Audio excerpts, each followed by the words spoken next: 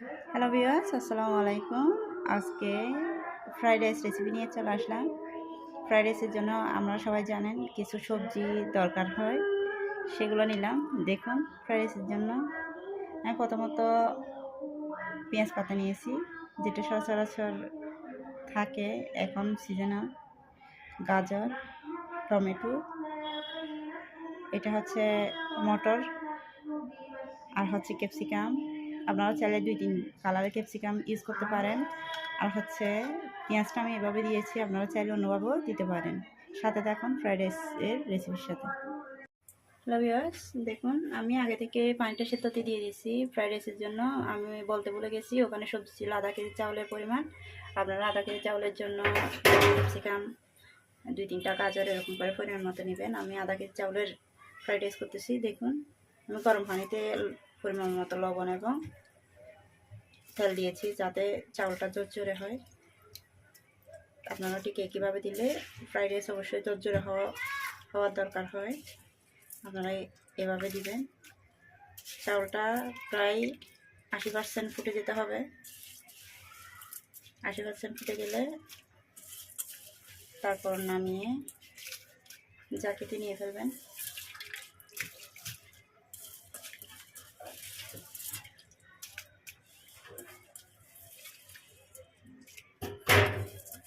আমার সাথেই থাকুন 80% হওয়া পর্যন্ত।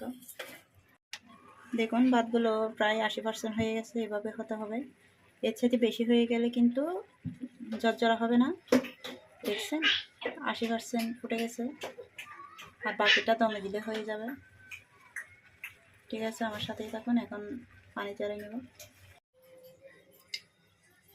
ফ্রাইড রাইস অনেকে ডিম দেয়, অনেকে ডিমটা স্কিপ করে। আমি যেহেতু ফ্রাইড রাইসটা একটু লেটেস্ট করতে চাচ্ছি, সেজন্য আমি 2টা ডিম দিলাম। হালকা লবণ দিয়ে ডিমটা ফাটিয়ে নেব। ডিমটা অবশ্যই আলাদা করে ফাটাবেন।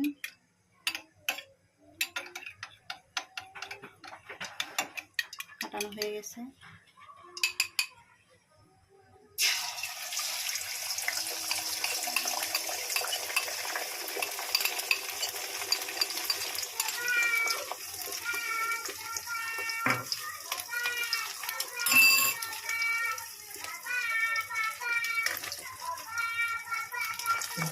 চুরি ভাজা করতে হবে ডিমটা।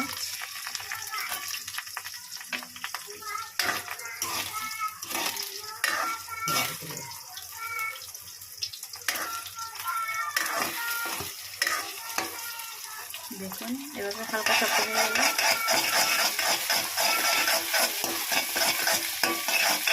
জাস্ট পুড়িয়ে লাগবেন।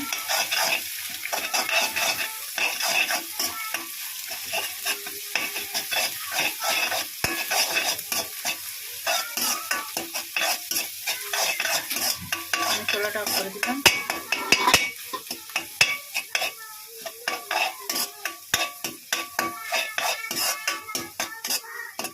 দেখছেন, একদম ঝরঝরে হয়ে গেছে। এটা আমি এখন নিয়ে ফেলবো।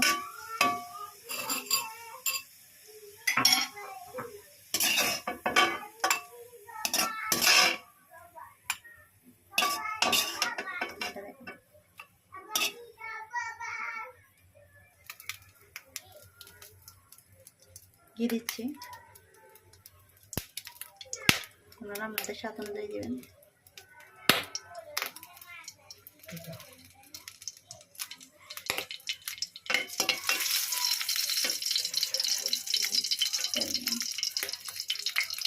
এটা হচ্ছে আমার একদম লেটেস্ট একটা ডিশ। এটা কেউ না দেয় বললেই চলে। হালকা মশলাটা দিবেন অবশ্যই। এই জিনিসটা দিয়ে যখন রান্না করবেন, আপনার রান্নার স্বাদটা আলাদাভাবেই বেড়ে যাবে। ভাতের সাথে খুব ভালো লাগবে খেতে। আপনারা এই জিনিসটা করবেন অবশ্যই। এখানে আমি হালকা ভাজা মশলা দিছি, বাদাম বাটা দিছি এবং অন্যান্য বাটাগুলো একটু একটু করে দিয়েছি। বেশি পরিমাণে না, হালকা দিতে হবে। দিলে আপনার যে ফ্রাইড রাইসের স্বাদটা অনেকটাই বেড়ে যাবে।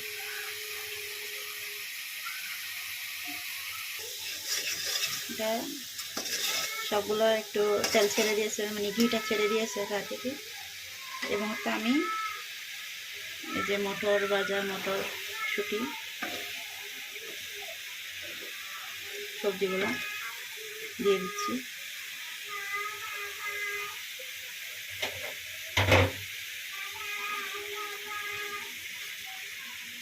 যেহেতু এগুলো কাঁচা, একটু সেদ্ধ হতে টাইম লাগবে, একটু সময় কাজটা করবেন।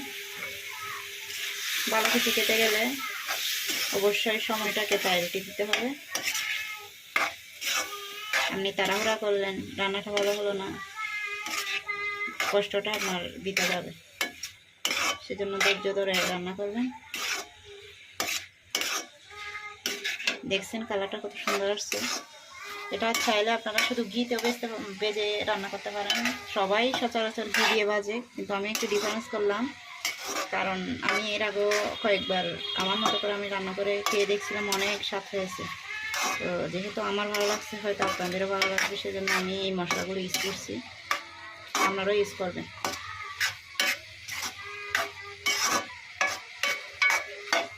এগুলো আমি একটু ডাংনা দিয়ে রান্না করব। দেখুন, এই ট্রিটগুলোই অনেকে জানে না, যার ধরুন হয়তো দেখতে সুন্দর হলেও খেতে অনেকটা মানে ভালো লাগে না। যে আমার যে সবজিগুলার কালারটাও মোটামুটি আছে, একটু সেদ্ধ করে নিয়েছি এবং হালকা যে মশলা দিছি ওইটা ঢুকে মতো পানি দিয়েছিলাম আমি। এখন মোটামুটি হয়ে গেছে। চাউলটাও যেহেতু 80% সেদ্ধ করা, তো এটাও একটু বাঁকার জন্য আমার পানির প্রয়োজন আছে, সেজন্য আমি এতটুকু রাখলাম এবং আস্তে আস্তে আমি ভাতটা দিয়ে দিচ্ছি। দেখুন,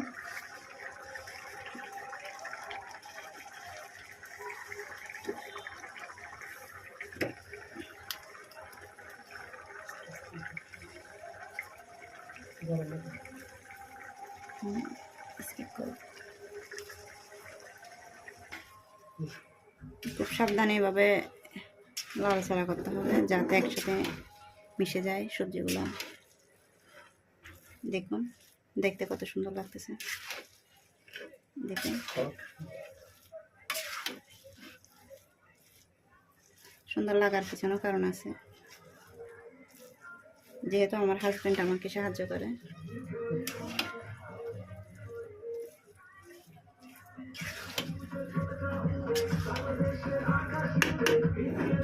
বাইরের হয়তো সাউন্ড পাচ্ছেন, পাশে একটা ক্রিকেট ম্যাচের আজকে ফাইনাল খেলা, সব মিলিয়ে খুব উৎসব আমেজ চলতেছে এখানে।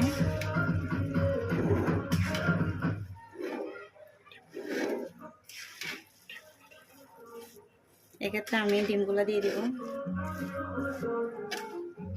চুলাটা কিন্তু একদম মিউটে রাখবেন। এই যে জুড়ি করা ডিমগুলো আমি এখন দিয়ে দিচ্ছি, দেখেন।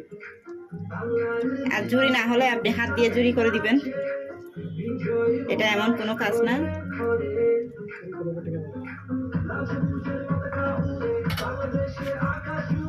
আপনারা এটা অবশ্যই দিবেন, কারণ ফ্লেভারটা অনেক ভালো আসে,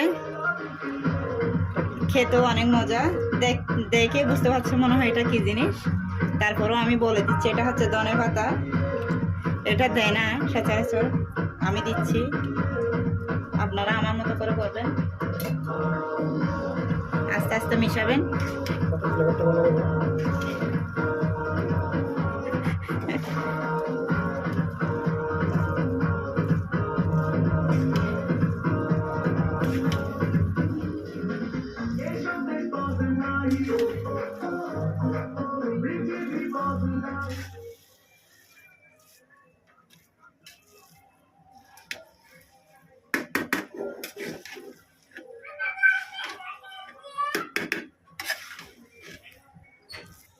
দেখুন, এভাবে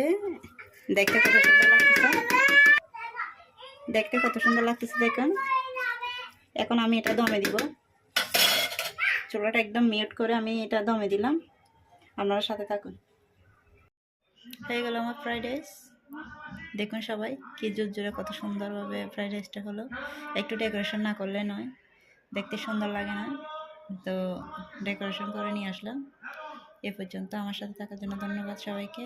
আমার ফ্রাইড রাইসটা যদি আপনাদের ভালো লেগে থাকে তাহলে লাইক করবেন আর বেল আইকনটি ক্লিক করে রাখবেন। কোনো ভিডিও দিলে সাথে সাথে যেন আপনাদের কাছে পৌঁছে যায়।